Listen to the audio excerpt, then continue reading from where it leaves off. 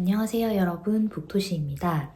2026년 새해 잘 시작하셨나요? 오늘 새해 들어서 첫 독서 리뷰인데요. 오늘 리뷰할 책들은 총 5권입니다. 그럼 바로 시작해 볼게요.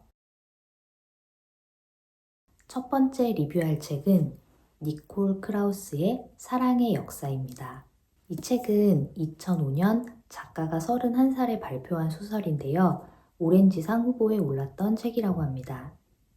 오렌지상이 뭔지 몰라서 제가 한번 찾아봤거든요. 이 상은 영어로 쓰인 소설을 발표한 여성 작가 대상의 문학상이라고 하고요. 영국의 오렌지라는 통신사가 후원사여서 오렌지상으로 불리다가 2013년 이후에는 위민즈 프라이즈로 이름이 바뀌었다고 합니다. 이 책의 제목인 사랑의 역사는 소설 속에 등장하는 소설의 제목임과 동시에 문자 그대로 이 사랑이란 것이 오랜 세월에 걸쳐서 어떻게 흐르고 표류하다가 닿고 연결되고 돌아오는지의 역사를 뜻하기도 합니다. 크게 3명의 주요 인물에 대한 이야기가 챕터별로 교차되면서 펼쳐지는데요. 그래서 처음에는 살짝 헷갈리기도 하지만 전혀 관계없어 보이는 그 세 사람이 어떤 지점으로 연결되어 있을까를 끝까지 궁금해하면서 읽어내려가는 재미가 있었습니다. 제일 대빵 메인 주인공은 맨해튼에 사는 늙은 열쇠공 레오 거스키라는 인물입니다. 레오는 죽음을 눈앞에 둔 언제 죽어도 이상하지 않은 인생의 마지막에 서 있는 노인입니다. 어린 시절 레오는 미국이 아닌 폴란드의 한 마을에 살았었고 그곳에서 한 소녀와 사랑에 빠졌고 그녀를 위해서 글을 썼습니다. 하지만 제2차 세계대전이 일어나면서 유대인이었던 그들은 헤어지게 되고 그가 쓴 글도 행방을 알 수가 없게 돼요. 우여곡절 끝에 미국에 망명한 그녀를 찾아가지만 이미 그녀는 다른 남자와 결혼을 해서 가정을 이루고 살고 있었는데요. 레오는 때를 쓰거나 화를 내지 않고 그 상황을 담백하게 받아들입니다. 이 부분에 대해서 생각을 조금 해봤는데요. 레오는 주변의 사람들이 목숨을 잃는 모습을 목격하고 자신도 목숨을 잃을 뻔한 극한의 상황에서 구사일생으로 살아 돌아온 거잖아요. 그 과정에서 아마 많은 것들을 체념하고 포기하고 내려놨을 거고 그래서 삶이란 것에 대해서 맞서기보다는 순종적으로 변한 것이 아닐까 그런 생각이 들더라고요. 전쟁은 한 인간의 삶을 송두리째 앗아가고 바꿔버리는 것이다. 모든 비극은 홀로코스트에서 시작되었다. 그런데 레오는 그녀로부터 한 가지 놀라운 사실을 듣게 됩니다. 바로 헤어지던 당시에 그녀가 레오의 아이를 임신하고 있었다는 것을요. 이후로 레오는 평생을 그 아들을 몰래 숨어서 지켜보면서 살아갑니다. 다가가지 않고 그저 멀리서만 지켜보면서 말이죠. 그런데 어느 날 유명 작가였던 아들의 부고를 신문기사에서 확인하게 돼요. 삶의 이유이자 버팀목이었던 아들의 죽음 앞에 레오는 무너집니다. 레오가 사랑했던 그녀 대신 왜 아들에게 그토록 집착했을까에 대해서도 생각을 해봤는데요.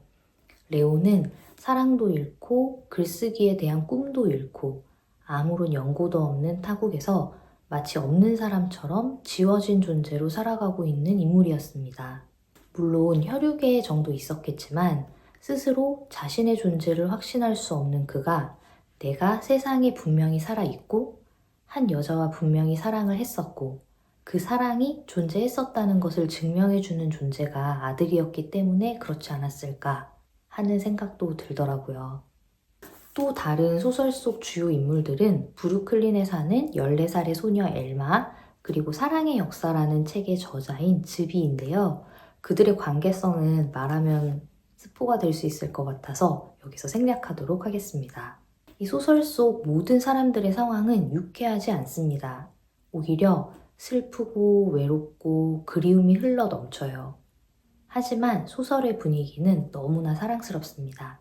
개인적인 취향으로 비참함과 슬픔을 액면 그대로 그리는 것보다 은근하게 전해지게끔 하는 글, 그리고 그 속에 한 스푼의 위트와 유머가 묻어있는 글이 세련되고 좋은 글이라고 생각을 하는데 이 책이 딱 그렇습니다. 이 작가가 30대를 갓 넘은 나이에 이 소설을 썼다고 해서 감탄을 할 수밖에 없었는데요. 남녀노소를 가리지 않고 모든 등장인물들의 내면을 어쩌면 그렇게 섬세하게 파고들어서 묘사할 수 있는지가 정말 놀랍더라고요. 감수성의 깊이. 우리가 분명 느끼고는 있지만 뭐라고 언어로 표현하지 못하는 생각이나 감정들을 문장으로 표현해 줍니다. 그래서 읽다 보면 그냥 촉촉하게 스미는 느낌이었던 것 같아요. 사람마다 같은 책을 읽고 나서 남는 생각이 다 다를 것 같은데요. 제가 생각한 이 소설의 주제는 이렇습니다. 세상은 계속해서 변하고 움직이고 순환한다. 사람의 인생도 사랑이란 감정도 계속 돌고 돌면서 변하고 어느 순간 완전히 사라진 듯 보이더라도 그것들은 오래도록 어딘가에 남아 떠돌다가 다시 누군가에게 닿고 전해지고 남을 것이다. 한참이 지난 후에 그것이 어디에서 온 것인지 누구도 기억하지 못한다고 하더라도 그것은 분명 존재했었다. 이 책은 제목이 너무 비장하고 무거워 보여서 선뜻 손이 가지는 않았던 책인데요. S.A. 코스비의 죄를 지은 모두 피를 흘리리입니다. 2023년 버락 오바마 추천 도서이기도 했었고 앤서니상, 매커비티상, ITW상 등 여러 상을 받았다고 해서 용기를 내서 읽어봤습니다. 결론부터 말하자면 제목처럼 문체도 그렇고 내용도 그렇고 한껏 비장하고 묵직했습니다. 가볍게 막 술술 읽고 넘어가는 추리소설 느낌보다는 범죄소설에 가까운 느낌이었고 인종 간의 갈등, 종교 간의 갈등, 현대인의 혐오주의 같은 사회적 문제들을 다루면서 메시지를 팍팍 던집니다. 보다 보면 딱 그 범죄 수사 미드 같은 느낌이 들어요. 여기 이제 문체가 비장하다는 게 어떤 거냐면 예를 들어서 그는 규율을 무엇보다 중요시 여겼다 라고 표현하면 되는 걸 규율은 혼돈에 맞서는 그의 십자가였다. 뭐 이런 식으로 표현을 합니다. 카론 카운티는 역사적으로 원래 거주하던 흑인들과 나중에 들어온 백인들 사이에 크고 작은 반목이 있어온 지역입니다. 주인공인 타이터스 크라운은 FBI 출신으로 그 지역의 최초의 흑인 보안관입니다. 타이터스는 인종, 종교, 빈부에 상관없이 중립적으로 원칙에 근거해서 사건을 해결하려는 정의로운 인물이에요. 그런데 어느 날 카론 카운티의 고등학교에서 총격 사건이 벌어지는데 범인은 타이터스의 친구의 아들인 라트렐이었습니다. 라트렐은 고등학교 은사님을 총으로 쏴서 살해를 했는데 그 선생님은 30년 동안 학교에 근무하면서 모두에게 좋은 선생님으로 기억된 그런 인물이었죠. 결국 라트렐은 백인 부보안관에 의해서 현장에서 사살됩니다. 문제아였던 흑인 졸업생이 존경받던 백인 교사를 죽인 사건, 그리고 흑인 청년을 백인 부보안관이 과잉 진압으로 사살한 사건으로 인해 카론 카운티의 사람들은 분열되고 각자 자기 편에서 상대방을 비난합니다. 그런데 타이터스는 라트렐이 죽기 전 남긴 말을 근거로 사망한 고등학교 교사가 사실은 모두가 알던 모습이 아닌 다른 추악한 모습을 가지고 있다는 것을 알게 되고 진실을 파헤치기 시작합니다. 요즘 워낙 문장이나 구성이 비전형적이고 트렌디한 소설들이 많잖아요. 특히 이런 장르에서는 그런 것 같은데 영상이나 드라마나 영화도 마찬가지고 이 소설은 굉장히 전형적이고 모범적인 루트를 따라간다고 생각이 되고 그래서 어떤 면에서는 개인적으로 아주 살짝 올드한 느낌이 들기도 하더라고요. 다 읽고 나서 들었던 생각은 어린 시절의 학대, 그러니까 아동학대라는 것이 어떻게 그 한 사람의 평생을 갉아먹게 되는가에 대한 것이었는데요. 어린 시절의 트라우마는 분명히 인격 형성에 영향을 미칠 텐데 어떤 사람들은 그로 인해서 평생을 괴로워하면서 살기도 하고 또 어떤 사람들은 삐뚤어진 사고를 가진 사람이 될 수도 있으니까요. 아이들에게 상냥한 세상이 되었으면 하는 생각이 들었던 책이었습니다. 다음은 스바루 문학상을 수상한 나가에 미미의 재봉틀과 금붕어입니다. 이 책은 활자공업소 출판사에서 도서 제공을 받은 책입니다. 치매 할머니의 1인칭 주인공 시점으로 이야기가 진행이 되는데 이건 메소드가 아닌가 싶을 정도로 치매 환자의 생각과 상황이 사실적으로 묘사가 되어서 읽으면서 그런 부분이 굉장히 신선했습니다. 다 읽고 나서 봤더니 이 작가인 나가이 미미가 요양보호사로 치매 노인을 직접 돌보면서 겪고 느낀 것들을 바탕으로 해서 캐릭터를 만들었다고 하더라고요. 일단 이 책을 읽기 시작하면 가장 먼저 와닿는 감정은 서글픔입니다. 나이가 든다는 것의 서글픔. 모든 시절을 다 지나오고 겪고 살아낸 노인들을 젊은이들은 무시하는 경우가 많죠. 느리고 약하다고 그들의 경험과 통찰력을 존중하지 않고요.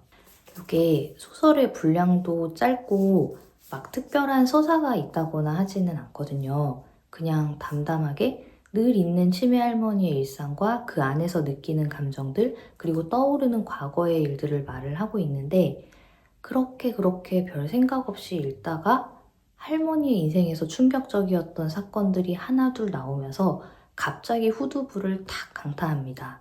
그러면서 마음이 굉장히 좀 저릿해와요. 굴곡이나 시련 없이 평이한 삶을 사는 사람은 없을 거라고 생각합니다. 누구에게나 인생은 한편의 드라마처럼 위기가 있고 절정이 있고 상승이 있고 하락이 있고 누구나 자신의 인생에서는 주인공이기도 하고요. 그런 의미에서 저도 지금의 제 나이에서의 과거의 기억들, 힘들었던 일, 좋았던 일들을 다시 한번 떠올리게 되기도 했습니다. 가장 가슴이 아팠던 부분은 할머니가 치매에 걸리기 전에 아팠던 기억은 깊게 박혀서 계속 떠올라서 할머니를 괴롭게 하고, 치매가 걸리고 나서 겪은 아픈 기억은 매번 새롭게 알게 될 때마다 충격으로 다가와서 할머니를 괴롭게 한다는 거였던 것 같아요. 그리고 부모에게 자식이란 존재는 어떤 의미일까? 사는 동안 한 사람을 가장 행복하게 하고 동시에 가장 슬프게 하는 사람은 바로 자식이라는 존재가 아닐까. 다음 책은 미나토 가나에의 인간 표본입니다. 처음 미나토 가나에의 고백을 읽고 받았던 충격이 아직도 생생한데요. 정말 지독하다는 소리가 나올 만큼 인간의 내면으로 파고들어서 불편하게 심리를 파헤치는 소설을 아마 그 당시에 처음 봐서 그랬던 것 같아요. 그때부터 엄청난 팬은 아니어도 신간이 나오면 챙겨보려고 노력하는 작가 중 한 명이 되었는데요. 한동안 잊고 있다가 작년에 오랜만에 읽었던 일몰이라는 소설을 읽고 작가의 작품이 확 바뀌었다는 느낌을 받았었거든요. 뭔가 기존 작들보다 덜 암울하고 덜 불편하고 잔인하지 않고 술술 넘어가는 보통의 일본 추리 소설 같은 느낌이었는데, 그래서 미나토 가나에가 이렇게도 쓸 수 있구나 하면서 읽었었거든요. 되게 재미있게 읽었었거든요. 그런데 이번에 나온 인간 표본에서는 다시 돌아왔습니다. 사람의 시신을 표본으로 만들어서 예술적 열망을 완성한다는 진짜 말도 안 되는 이야기인데, 주인공이 나비 박사여서 피해자들을 나비에 비유합니다.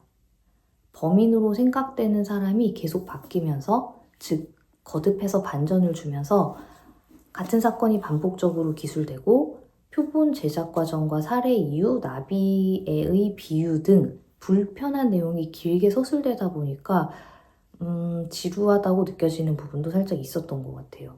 이 사이코 범죄자의 내면까지 들어가서 나름대로 그들의 입장에서 살해한 이유를 설명하려고는 하는데, 그런 사이코의 합리화를 듣고 싶지도 않은 느낌이 들었다고 할까요? 너무 인간적이지 않아서 너무 비정상적이어서 공감이 1도 되지 않고 그냥 잔인한 슬래셔 무비를 보는 느낌이었습니다. 분명히 반전이 거듭되면서 거기에서 얻어지는 재미도 있었을 법한데, 개인적으로 이 책을 왜 읽어야 하는가에 대한 회의감도 살짝 들기는 하더라고요. 요즘은 나이가 들어서 그런지 이런 내용은 점점 보기가 좀 힘들어지는 것 같아요. 서점 사이트 리뷰에서도 굉장히 평가가 갈리는 것 같더라고요. 마지막 책은 프리다 맥파든의 차일드 호더입니다. 이 책은 밝은 세상 출판사에서 도서 제공을 해주셨습니다. 이게 원 제목은 더 인트루더, 침입자인데 한국판 제목은 차일드 호더로 바뀌었더라고요. 이 뜻을 찾아봤더니 보통은 열악한 환경 속에서 아이를 무책임하게 낳아서 키우는 다자녀 부모를 비판하는 의미로 쓰인다고 하는데, 상황에 따라서 아동학대형 보호자를 뜻하기도 한다고 하더라고요. 제목대로 이번 소설에서는 아동학대 문제를 다루고 있습니다. 프리다 백파드는 진짜 대단한 작가인 것 같아요. 작가 활동을 한 지가 10여 년이 조금 넘은 것 같은데 20편 이상의 소설을 썼다고 하거든요. 뇌손상 전문의로 일하면서 이렇게 다작을 하는 것도 그렇고 무엇보다 아이디어가 이렇게 팡팡 샘솟는 게 정말 신기한 것 같습니다. 이번 책도 읽으면 이건 프리다 맥파든이 썼구나 하는 느낌이 와요.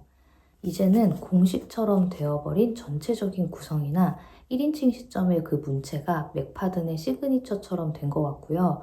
어떤 점에서는 자신만의 스타일을 구축했다고 볼 수 있을 것도 같고 또 어떤 면에서는 이제 조금은 너무 익숙한 느낌이 들지는 않나 싶기도 한 것 같아요. 케이시는 교직을 그만두고 외딴 숲의 오두막에서 살고 있는데 폭풍우가 몰아치는 밤 자신의 집 창고에 숨은 한 여자아이를 발견합니다. 그 여자아이의 옷에는 온통 피가 묻어 있고 손에는 칼을 들고 있어요. 젊은 여성인 케이시는 왜 숲속 오두막에서 혼자 살고 있을까? 그리고 창고에서 발견된 소녀는 왜 피투성이가 된 옷으로 오두막을 찾아왔을까? 아마 맥파든 소설의 팬이라면 그녀의 소설에 나오는 인물은 주인공이고 안타고니스트고 할 거 없이 다 조금씩은 정신적으로 이상이 있는 사람들이라는 걸 아실 거예요. 정상인 사람이 없는 거예요. 미친 사람을 더 미친 사람으로 상대하고 나쁜 놈을 덜 나쁜 놈이 혼내준다. 법으로 처벌하기 힘든 사람에게는 직접 나서서 정의를 실현한다.